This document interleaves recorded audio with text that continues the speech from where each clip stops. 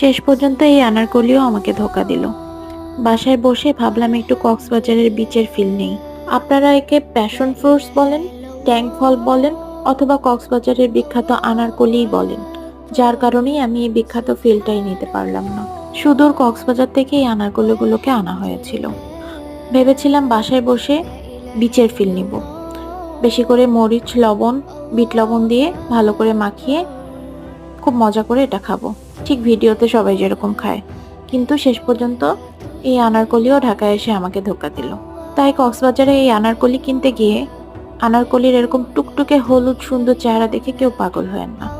এর ভিতরেও অনেক ভেজাল আছে। ভেবেছিলাম অনেক মিষ্টি হবে, একটু টক টক হবে, একটু ঝাল ঝাল হবে, কিন্তু শেষ পর্যন্ত খেতে গিয়ে দেখি এমনই তিতা যে খাওয়াই গেল না। তো এই আনারকলি খাওয়ার ইচ্ছাটাই আমার চলে গেল।